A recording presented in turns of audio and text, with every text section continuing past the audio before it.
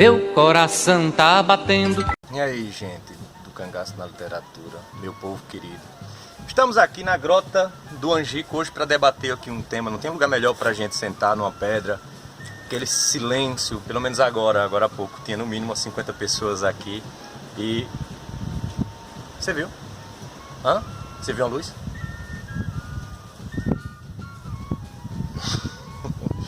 Então, o que acontece? A gente está aqui na Grota do Angico para debater um tema muito interessante, que é o que aconteceu com os corpos após a degola, após o corte das cabeças naquele 28 de julho de 1938, aqui pelo comando do João Bezerra. É sabido de todos que foram divididos em 4 frentes, que cercaram aqui. Uma delas não conseguiu chegar a tempo e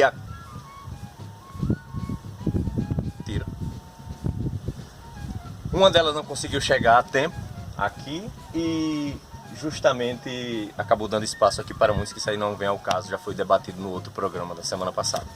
Então, o que foi que aconteceu? Quando as 11 cabeças foram cortadas, elas foram levadas. Os corpos, eles não foram enterrados. Os corpos foram deixados aqui. No dia, se não me engano, no dia 2 ou foi dia 3 de agosto, veio outra tropa aqui com médico legista, com o delegado de Aracaju. Ele veio até aqui, junto com Pedro de Cândido, com seu irmão Duval, vieram aqui na grota, fizeram algumas fotografias que eu estou mostrando aqui para vocês. Já foi mostrado, já foi debatido aqui no Cangaço na Literatura, e os corpos estavam aqui. Inclusive tem uma das fotos que colocaram até uma garrafa de cachaça nas costas, e que inclusive alegam que aquilo ali é o corpo de Lampião e tal. Se foi esse grupo ou não que pegou o corpo de Lampião e Maria Bonita e enterrou, eu não sei. Mais adiante, no dia 5 de julho no dia 5 de agosto de 1938, o jornalista Melquiades da Rocha, nascido aqui em Alagoas, na cidade de Sertãozinho, morava no Rio de Janeiro, recebeu a notícia, veio voando, gente. No dia 29, o Melquiades da Rocha já estava em Santana do Ipanema. No dia 30, já estava lá em Santana do Ipanema também, foi em direção a Maceió, onde o cortejo macabro das cabeças e tal. Quando chegou em Maceió, ele precisava vir aqui a Santana do Ipanema, ele precisava vir até a Fazenda Patos. Como ele veio, entrevistou o pessoal, fez toda a pesquisa, todo o material, que foi o grande furo do século. Foi justamente o jornal A Noite, que chegou a receber a notícia do Lampião, e foi capa justamente ainda no dia 28. Então, no dia 28, o que foi que aconteceu? Eles vieram até aqui e no caso, receberam a notícia lá no Rio de Janeiro, e foi matéria. Então, o que foi que aconteceu com os corpos? Os corpos, eles ficaram aqui e ficaram apodrecendo aqui. Os urubus comendo, animais comendo e tudo mais. O Melquiades da Rocha, ele chega aqui na Grota do Angico no dia 5 e ele escreve um diário e escreveu um livro. Tá aqui, Melquiades da Rocha, Bandoleiros das Caatingas, com A, sem 2 As. E ele narra assim: após ligeiro descanso em Piranhas, onde recolhi os impressionantes pormenores da tenebrosa chacina da Fazenda dos Patos, seguimos para a Grota do Angico. Uma canoa das muitas que enfeitam o grande rio sertanejo, o Nilo brasileiro, levou-nos de Piranha ao porto de Sinimbu, que fica abaixo da referida cidade do lado sergipano. A nossa caravana desembarcou à moda da terra, numa enorme prancha que estabelecera contato entre a rústica, mas pitoresca embarcação e a terra firme, para não dizer areia fugídia movediça. Então eles desceram lá na beira do rio e vieram caminhando até aqui a Grota do Angico. Olha o que foi que aconteceu. Vieram zigue-zagueando. Quando ele chegou aqui no lugar, ao penetrarmos no reduto onde os albores do dia 28 de julho se desencadearam, a mais forte fuzilada de que tem notícia naquela paragem, um quadro verdadeiro horripilante apresentou-nos aos olhos. Aqui um cadáver decapitado, acolá outro, mais adiante, outro mais, tudo putrefatos. Uma semana depois, gente, tudo podre, meio devorados, irreconhecíveis na maioria. E assim viam-se as carcaças dos cangaceiros abatidos pelo soldado do Tenente Bezerra. Os urubus que há muito já se regalavam naquele macabro banquete continuavam ainda ocupados na preciosa tarefa, que outra não era senão reduzir os ossos dos corpos daquelas desgraçadas criaturas. E tome foto. E tiraram fotos e mostraram justamente, tá aqui, gente, ó. Tá aqui o local que mostra onde estava o corpo. Tem essa fotografia que estou colocando para vocês, estão apontando justamente onde tombou o corpo de Lampião e de Maria Bonita aqui. A perfumaria que dias antes mobilizaram os lenços da população sertaneja por onde desfilava o cortejo das cabeças dos bandoleiros, tinha ali o seu laboratório. Então o Melquiades da Rocha, ele veio justamente, ó, caixas de fósforos, maços de cigarros, garrafas vazias e tudo mais que ali se encontrava. O que não interessara à tropa com presa de guerra, denunciavam o estabelecimento e a longa permanência do quartel-general do Rei do Cangaço. Era notório que Lampião e seu bando ali viveram por muito tempo.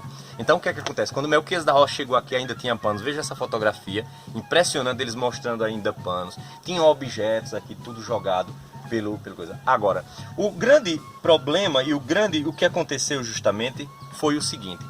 A grande pergunta: o que foi que aconteceu com todos esses objetos? Com o tempo, muita gente, muitos curiosos, gente aqui da região, começaram a visitar aqui. E tem um grande detalhe que fala aqui. Ó, foi-nos um pouco difícil descobrir os corpos de Virgulino Ferreira e Maria Bonita. Por onde estão eles? Perguntei ao tenente Ferreira de Melo. Tenente Ferreira de Melo é esse que está aqui na tela. Onde estão eles? Perguntei ao tenente Ferreira de Melo, oficial que nos acompanhava e que nos prestara excelente e inestimável serviço. Amável, solícito, o bravo oficial da polícia alagoana esforçou-se quanto pôde por atender a nossa curiosidade. Conhecedor que era do local, pois foi sua volante que o primeiro ali penetrou na manhã do dia 28. Tenente Ferreira, entretanto, só após investigar conosco o leito do riacho, desencantou os cadáveres de Lampião e Maria Bonita. Ambos estavam semi-cobertos de uma ligeira camada de areia. É que antes, alguém que nos antecedera, soubemos depois por um morador da vizinhança que havia estado lá, autoridades sergipanas, tá aí, matou a pau. Aquele pessoal, inclusive, mostra que estão com baldes, estão com mau cheiro. Eles cobriram os corpos de Lampião e de Maria Bonita. Tá aqui tirado uma grande dúvida. Então eles foram lá, descobriram um pouquinho a terra e mostraram os corpos de Lampião e Maria. Amigos, antes de mais nada, quebrando o protocolo, que nós não temos protocolo nenhum.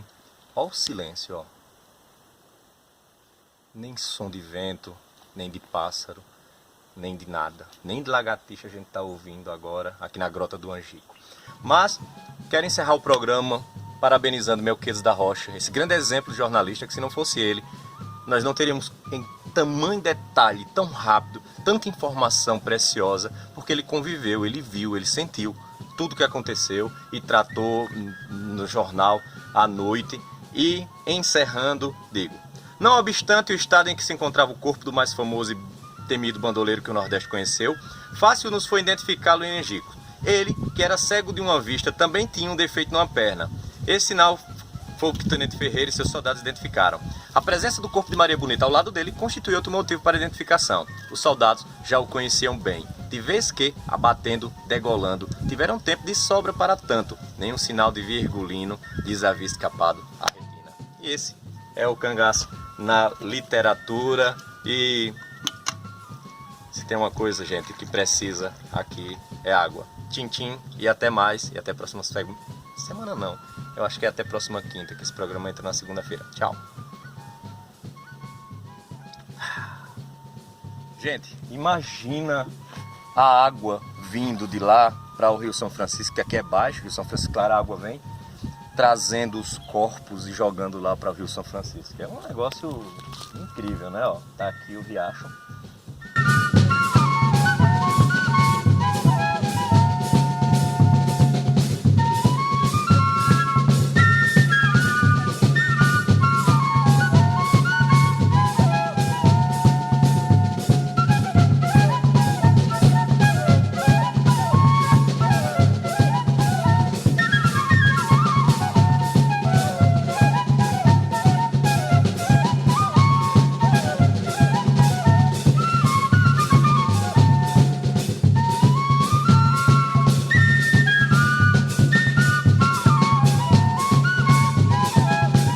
Então, amigos do Cangaço na Literatura, chegamos ao final do programa. O que aconteceu com os corpos na Grota do Angico logo após elas serem cortadas as cabeças.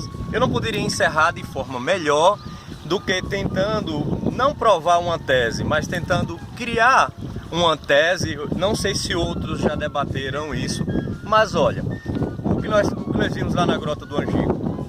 Tá um vento danado. Os corpos, eles ficaram, como nós vemos em muitas enchentes, por exemplo, alguns riachos, quando eles entram água, e nós estamos falando do riacho da Grota do Angico. Então, assim, os corpos ficaram lá ao relento, eles foram vistos dia 2 de agosto. O Melquiades da Rocha, dia 5 chegou lá, os corpos estavam lá, mais ou menos no mês de setembro, outubro, foram lá novamente, fizeram fotografias, estavam os corpos lá. Algum tempo depois, esses corpos podem ter sido carregados justamente para esse lugar. O lugar onde eu estou aqui é justamente a foz do riacho do Angico. Ele vem de lá, como vocês estão vendo aqui no mapa, ele vem e desemboca aqui no Rio São Francisco. Então, na minha humilde opinião,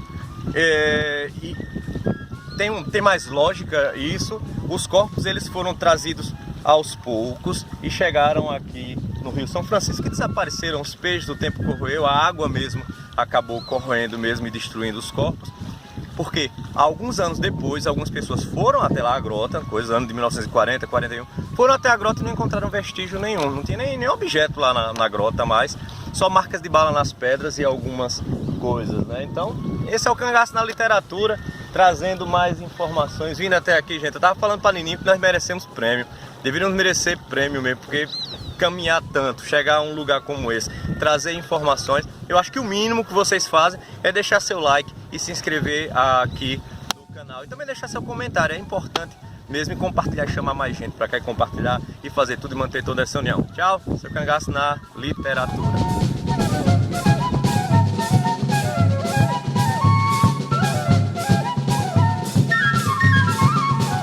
Vocês sabiam que cangaceiro adorava essa frutinha? Eu vou fazer uma brincadeira aqui. Ai, espetou aqui a mão. Fazer uma brincadeira aqui no Cangaço na Literatura. Aqui, ó. Ó, aqui a frutinha. A pergunta é: que fruta é essa? Ó, aqui, ó. Primeiro que responder, ganha o livro Volta Seca. Tchau, até mais. Quero mais.